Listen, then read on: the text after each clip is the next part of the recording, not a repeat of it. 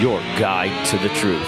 TheNewAmericanMedia.com. Hello everybody, Brian Engelman here at Politicon 2015. I'm pleased to be joined with John Fugelsang. John, thank you for joining us. Thank you, Brian. You do radio, and it's a interesting business. It's stuff that we do here at the New American Media. What do you find rewarding about it, trying to cover the current events and connect with other decision makers in the world? Well, I've always guest hosted a lot of radio shows. This year was the first time I did my own. I've been offered some in the past, but I never wanted to do exclusively political radio. So SiriusXM came to me saying they were launching a new channel. It was like an NPR with Humor channel. NPR with Humor? Yeah. God, I would love that. Because Coldplay, I call Muse Radiohead with a Pulse, because Radiohead puts me to sleep, but Muse is similar in some ways. Rainbows, you like that one? That's a good one. Well, you know, but NPR, it's great with what they do, but it's kind of sometimes. You know, I like it, but they wanted something a bit edgier, and so my first question was, I'd love to. I like SiriusXM, I like the culture. Right. I was like, does my show have to be all politics? Because I didn't want to do it, and I told my staff when we started, I only wanted the show to be, generally a third political and a third cultural, like NPR, one-on-one interviews with artists and authors, historians, movie stars, rock stars, and then our last hour we fill it up with comics and talk about everything. So I try to keep it really, really balanced, to make it 1/3 fresh air, 1/3 political talk, 1/3 like early Howard Stern. Ah, okay. Yeah, we do a sports show called Agree to Disagree. I'm sorry, The Unhappy Hour, and then a political show called Agree to Disagree. Sometimes I need the sports to take my mind off the politics, and sometimes I need the politics to take my mind off the horrible Cleveland sports. I kind of wish the political talk would imitate sports talk a bit more. In what way? Well, why is it only in sports talk and you see people disagreeing passionately, but they still get along and there's warmth there? And they love their team. They're coming from a place of love so much. Why can't my Cleveland Browns just be decent for 1 year? I mean, the difference is in political talk, generally speaking, everybody's supposed to be rooting for the same team. So why is it Team so America, Team Me. So why is it so toxic all the time? Why is it so toxic? That's why I think people like sports talk. What I'm proud of is that every TV show and radio show I've done, every Democrat and every Republican I've ever had has said they would like to come back again. That's my goal. Yeah, burning bridges is, being bombastic is, it's never been my style necessarily. Some people do it, but I don't know, it just wears on me after a while. It's only entertaining to the bubble you're preaching to. Yeah, and I wonder that so many times on Agree to Disagree, it's preaching to the choir. You know, it's your people having a chat about what's wrong with the world, and we have the same ideas. Sometimes I like the debate. We try to keep it mostly civil. Okay, just like our Larry Elder interview, 55 people just showed up, so we're going to use the microphone. Okay, we were talking with John Fugelsang, radio host, and now would you say you're a producer of a movie? What is this project you were working on, Chasing the American Dream? Comedian. I was approached after the TV show wrapped by a guy named Roger Weisberg, who's a two-time Oscar-nominated director who's made over 30 docs for PBS. And the idea was to, it's been about 180 years since Alexis de Tocqueville came to America, traveled around the young country, and wrote Democracy in America, which is where the entire concept of upward mobility and the American dream came from.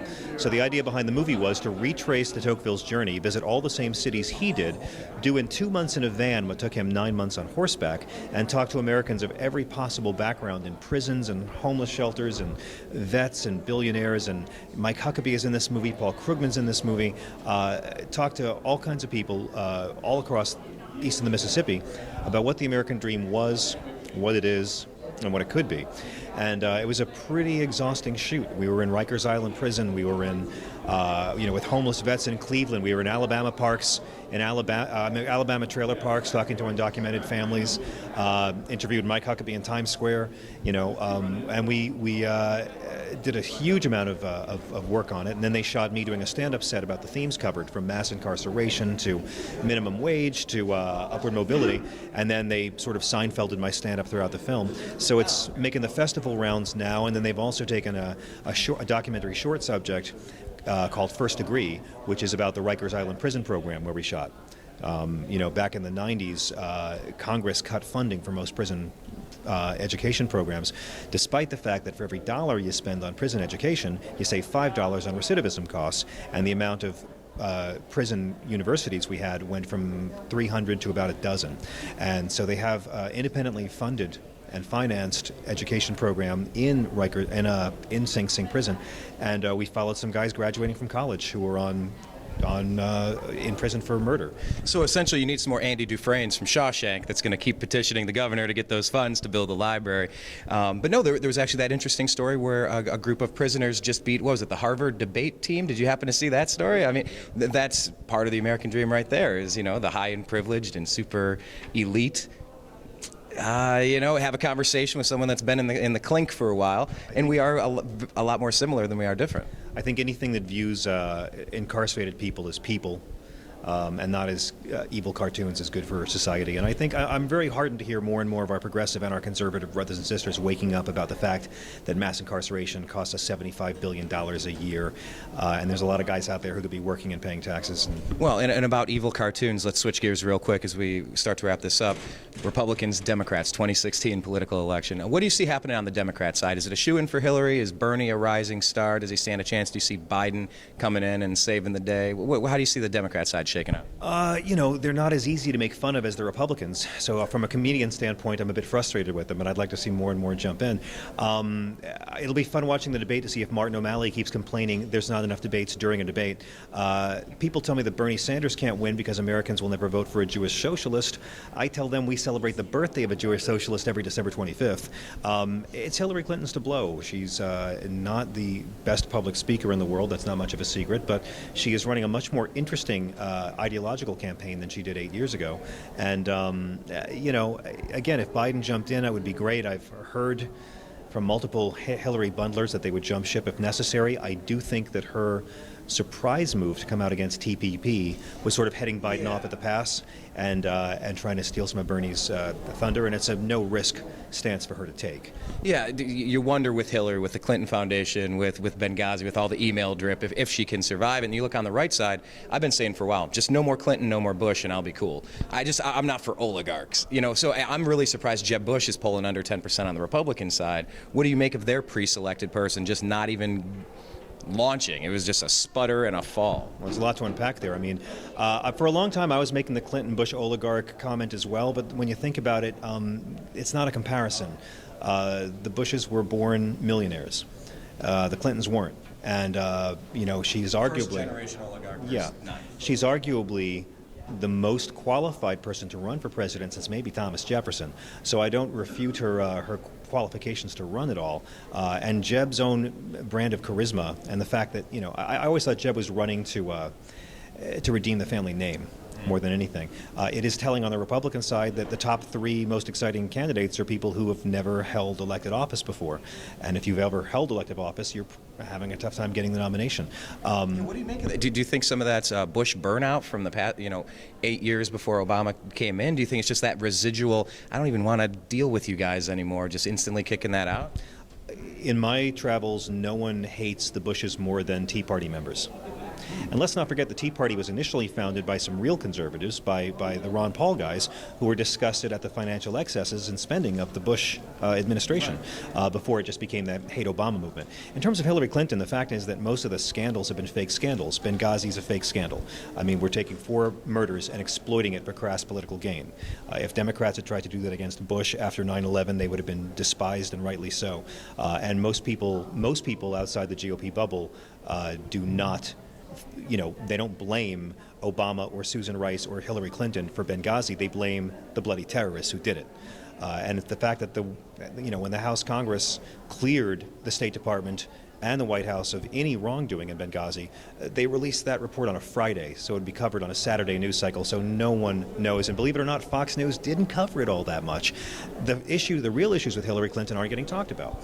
The fact that we're in this era of, it's not just income inequality, it's dramatically uneven income growth. The rich keep getting richer, the poor keep on getting poorer. You got Donald Trump, a man who was born on the top rung, telling people struggling on the middle rung that their problems are due to undocumented immigrants making less than minimum wage on the bottom rung. It's nothing new there. Hillary Clinton was on the board of Walmart. I'd rather hear her talk about that and how the fact that Walmart's low wages force the rest of us to pay for SNAP benefits for their employees who can't afford to feed their kids. I mean, why do we have socialism bailing out capitalism all over the country? That's a question I'd much rather hear her talk about than see a bunch of senators trying to blame her for a terrorist attack because they have no legislative agenda to run on. You mentioned Ron Paul a minute ago, and capitalism and socialism. I've been saying we haven't had anything close to capitalism in a long time. The blending of government, like the definition of fascism, the blending of government and politics. And we've had that, or crony capitalism, whatever we call it.